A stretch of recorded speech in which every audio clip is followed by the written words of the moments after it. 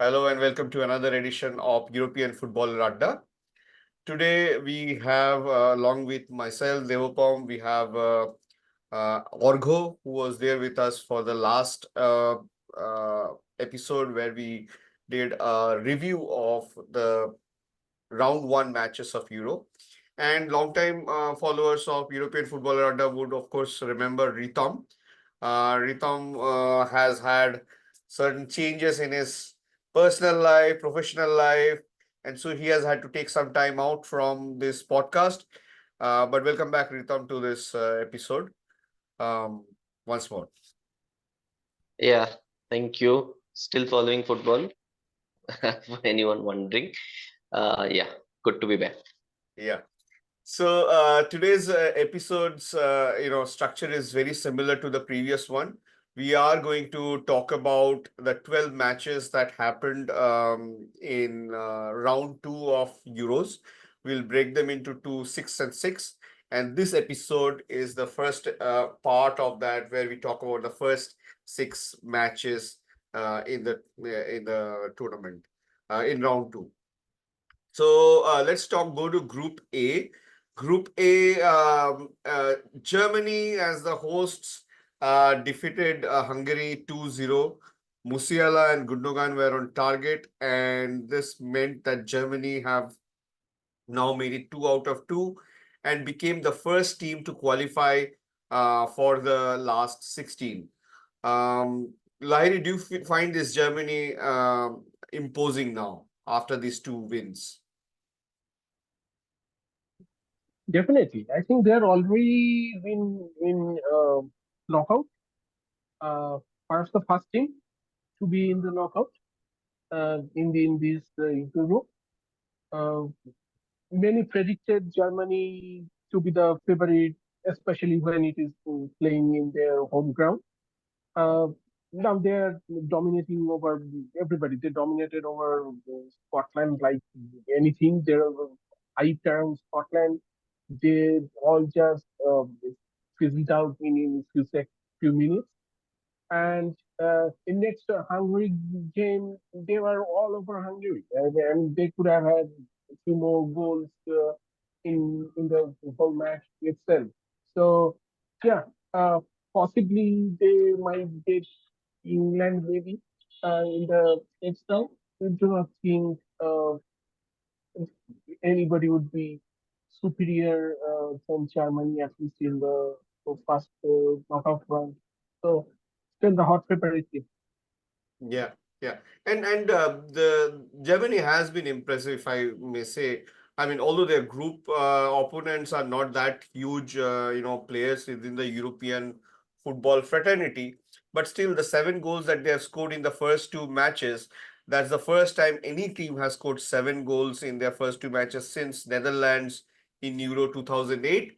And also, this is the fifth European championship in which Germany have won the opening two games. But very interestingly, out of those five, only one has come in this century, in the 21st century. So that happened in 2012. So if history is to go by, now they have a 75% chance of winning Euro 2024 because the other times that Germany won their opening two games, 1972, 1980, and 1996, they did win the Euro, only failing to do so in 2012. And because maybe I can put that because of those two goals of Mario Balotelli. And probably he peaked at his footballing lifespan. Um, Ritam, do you feel that this Germany is now primed as probably the most favorite team amongst all the elite teams? And so far, what we have seen. Yeah, from so far what I've seen, I think it's fair to say they are the only favorites to have turned up to the tournament, really. Because the other favorites being, if I can say pre-tournament favorites, I think France and England, along with Germany, were considered as favorites. Spain maybe slight outsiders. So only between those three big giants, I think only Germany has turned up, and Like Germany, I think this is the best I've seen them play since 2014, I would say. Maybe the little bit of 2016 Euro, they were also very good. But after 2014 World Cup, I think this is the best I've seen them in a long, long time. It's good that they've got a young manager and a brilliant manager at that. Uh, like partly due to Bayern Munich's negligence or yeah, like bad decision making, I would say. But yeah, I mean, Germany has been probably, like, definitely has been the team of the tournament. One word about And the Jamal youngest Musiala. manager. One word about Jamal Musiala. One line about him. I think, yeah, I think one of the, like, what I would say, one of the big misses of the 2022 World Cup of Germany going out early was not seeing Musiala in the final stages of the World Cup, because he was sensational in the World Cup also, even though Germany were knocked out in the group stages. And yeah, I mean, he's fantastic to see him play. In fact, all the, like, the front four with Gundogan, with Musiala and Havertz is such a fluid front four. It is really wonderful to see like such a fluid attack for Germany. Yeah. And in the other match, Scotland drew 1-1 with Switzerland. This keeps both the teams in line for qualification.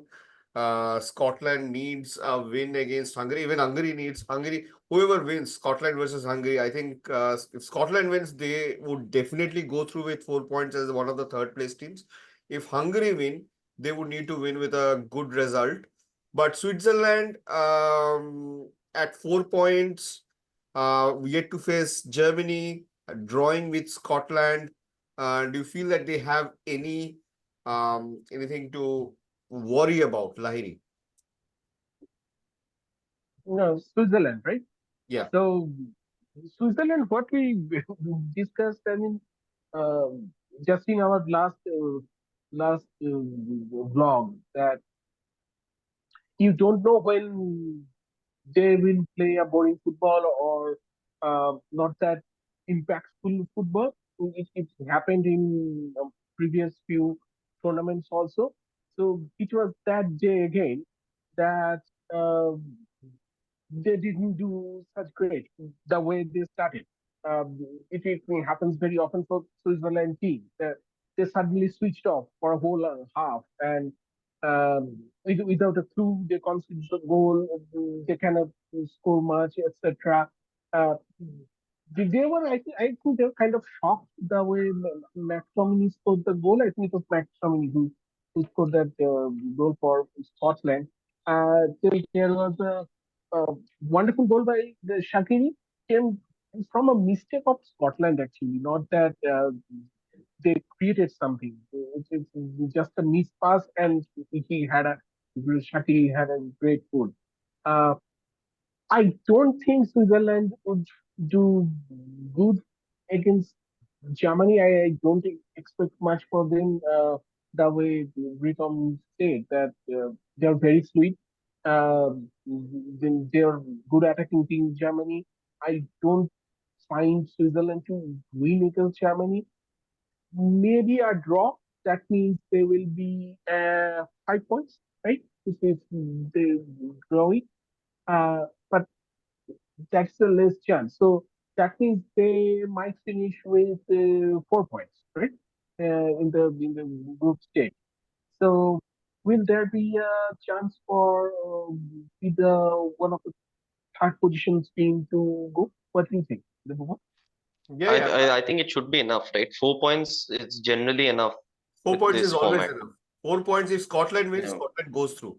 And if yeah. Hungary wins, then there is an issue because Hungary has a -4 goal difference.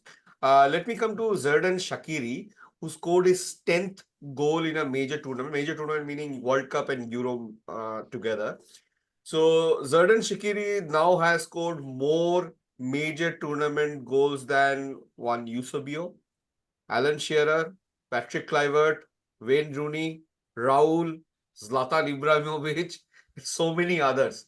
Xherdan Shaqiri, 10 goals. Ritam. You know, why is Rooney put in there? Rooney, I think, scored one World Cup goal, He's a right? he's In a his he's a career, cult I think. he's a cult player, right? So I mean, I just Yeah, I a think. few names. Yeah. No, I mean, don't call Shaqiri. Dhoni cult. He's a legend. Whatever. Yeah. I mean, Shaqiri, I was thinking, I think he's the only player now that who has scored in the last three, like these three European Championships and last three World Cups. So he's probably the only player to score in all six of the last major tournaments. That's the stat I saw. I'm not sure. I forgot one And more guy. I forgot one more guy. Robert Lewandowski. He has 7 goals. Okay. yeah, So there's one more name. yeah, and Shaqiri, I think last couple of tournaments that I can remember, like 2022 and also this one, I was saying even in the first game that I saw in 2022 of Shaqiri in the World Cup, I thought now this guy has passed it now. I don't think he can do well. That's the vibe he gives whenever he plays at the start of the tournament. But he somehow turns up in these big moments, and like I think he's a good representation of Switzerland in big tournaments because they also always turn up in the like the knockout tournaments. Yeah. Okay. He is Let's kind of a Miroslav Klose kind of a stat that he doesn't do much of a good for the clubs, even for the Lazio also. He played for long to Yeah, become good in Serie A, but whenever he turned up for the national team, Miroslav Klose was something amazing. but unlike Miroslav Klose, Shaqiri scores bangers. You remember the Shaqiri goals.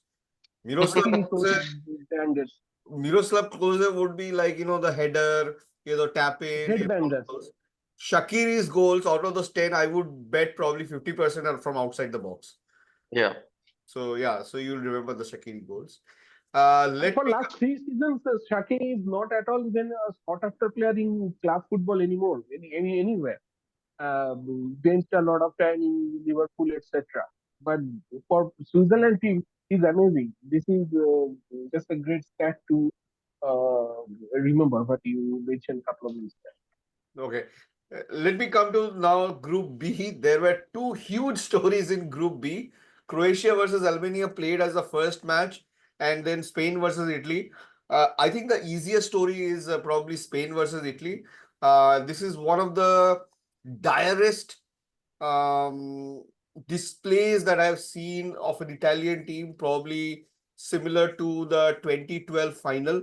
At least in the 2012 final, they knew that the players are old, aged, they would probably not be able to match up. This team was coached by Spalletti, but it was basically there was a heading where it said that Spain beat Donnarumma 1-0. Donnarumma played well. That was the heading. So, Lahiri, Ritam, feel free to comment about the Spain versus Italy match. Ito fast because he has many favorites in Spain. No, I think yes, I agree. The match sort of reminded me of the 2012 final. Although difference being, I think Spain are much more direct this time, and the difference with the last 2 or 3 tournaments that Spain played pretty sterile football in all those tournaments, and now they've got two explosive wingers, which are helping their cause. And Italy really were dire. I mean that game could have been 4-0 or 5-0, and no one would be surprised pretty much with the display Spain showed. And it's slightly an injustice, and like it feels like it will be a sense of relief for Spalletti because that game really could have dented their goal difference really badly, and that could have put much more pressure on Italy in the final game. Like that is the only thing. And Nico Williams was outstanding. I think Spain's best player on that day, Yeah. It was and Fabian unbelievable the Ruiz both. way Italy played. I mean, the way Italy played their first match, we thought Italy would play much better against Spain. But against Spain, they were, as the Vikram also said, they're really sterile. I mean, we didn't know where they lacked the focus. Liverpool might know for better because he has been watching the Italy film day in and day out. Uh, but there was something a different, completely different team than So their first match. the midfield vanished. When your midfield vanishes, and he was playing a mixture of 4-3 4 4-2-3-1 and 3-4 3-4-2-1 kind of, and the midfield vanished. And I think all of the midfielders, Jorginho, this guy, Barella, Fratesi, all of them had a stinkers. So when that happens, it was just, and of course the two side backs, Di Marco and Di Lorenzo, they were run ragged by the wingers that Rhythm mentioned, and that was the other reason why Italy couldn't do anything. Dimarco was very, very poor. He couldn't control his wing at all. Yeah, so when when people claim that this Italian side is a mirror of Inter Milan side, this is also the same thing you have to say, that this is what having Inter Milan players brings to the table. But the only No, thing, one thing I was surprised by, because in the previous Euro, I think Donnarumma got the golden ball in the previous Euro, but I thought the player of the tournament was Chiesa, and he plays most of the tournament on the left. correct. And what I was surprised with, that he was like used as a wide right winger, which just didn't make sense, because you could attack Carvajal on that right wing So the with Chiesa on the left. So I think that was a glaring mistake in the attack. So the thinking here is that Chiesa is free to roam between the two wings, and Dimarco is a more attacking left back than Di Lorenzo. So that's why they allow Dimarco to go forward and Chiesa to come from this side. So that way, then Di Lorenzo tucks in, and then there is a three-man defense. So Yeah. that's how they manage that balance. But what happens in club football doesn't always happen in national team, and Spalletti must have learned his lessons. It is seriously, I have to say that Donnarumma actually played one of his best ever matches for Italy in that game. Yeah. Otherwise, it would have been 5-0. The only thing that I can say for any Italian fan is the last time an Italian defender scored an own goal. It was Christian Zaccardo. And you know what happened in the tournament. So I am not going to go any more into that. I'm neither going to jinx it nor I'm going to say it out aloud. So let's go to the other match, which is basically the I think was one of the matches of the tournament, Croatia versus Albania. Nobody gave Albania a chance, and then Albania takes the lead all of a sudden, and Croatia hammers at the door, doesn't get through, and then suddenly in the 72nd or 73rd minute they equalize, and then there is another goal, which is an own goal for a substitute who came 5 minutes previously. So after that substitute came, there were two goals scored, and that own goal was from the substitute. And then guess what? That substitute then goes on the other side and scores a wonderful goal on the right side of it.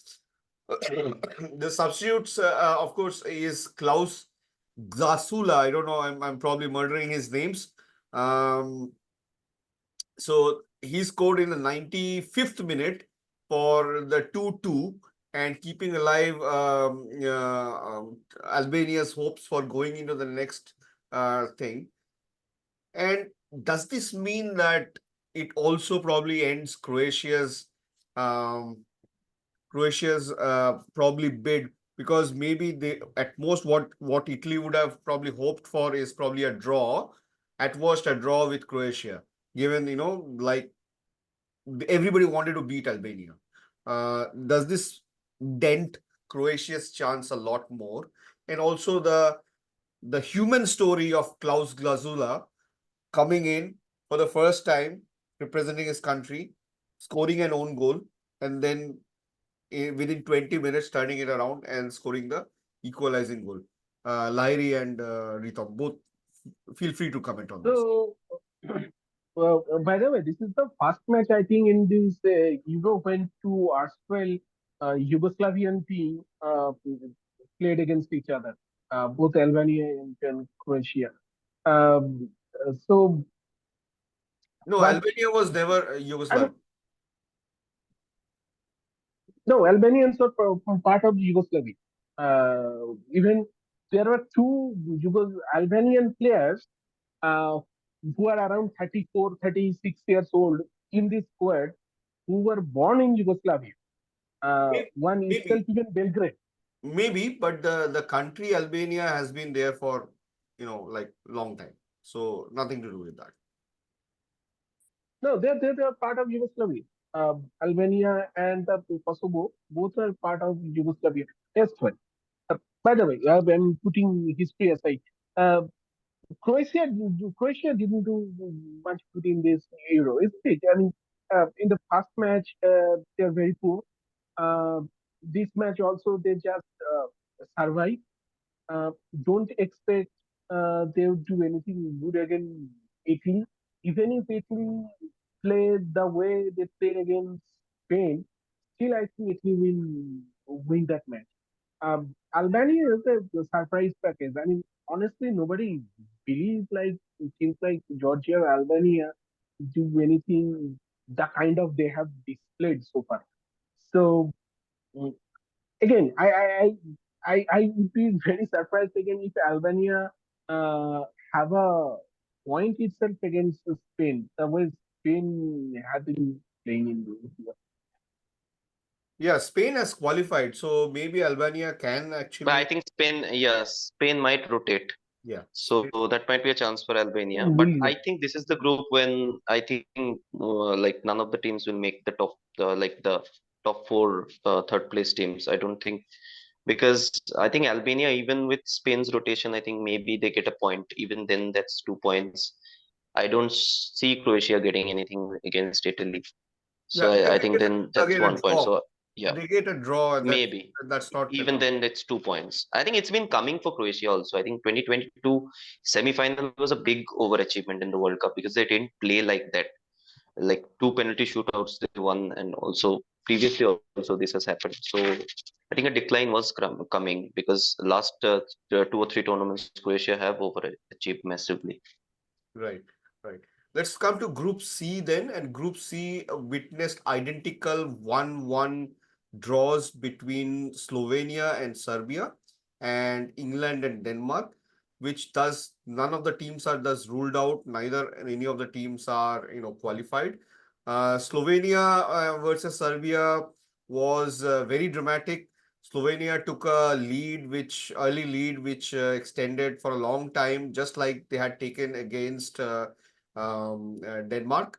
And then Serbia managed to come back with a very last minute. People who are like AC Milan fans have seen this. Luka Jovic, 96th minute header, rescued a point for Serbia. This is the last kick of the game. Luka Jovic has done the same for AC Milan a lot of times in this year for Milan. But Slovenia felt that probably they should have won.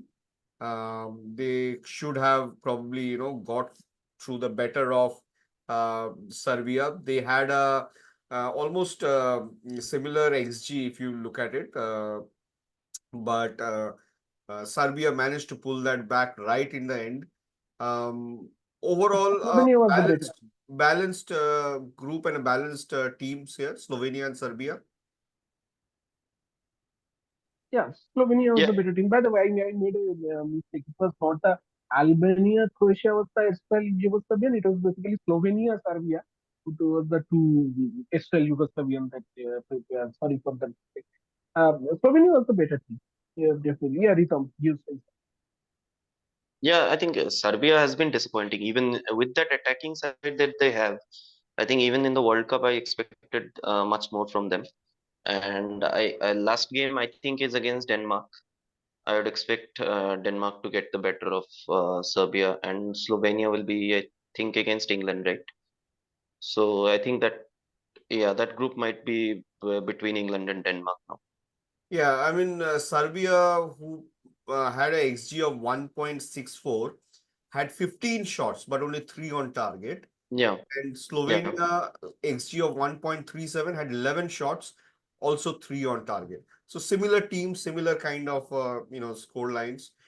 And that brings us to the marquee match of Group C, which was also the semi-finals of 2011. Actually, both the semi-finals of 2011, 2021 played out in this round. So Spain, who had lost to Italy Right. in the tiebreaker, beat them Yeah. comprehensively, but only scoring one goal.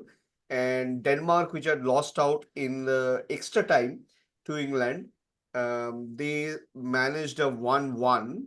But England were dreadful.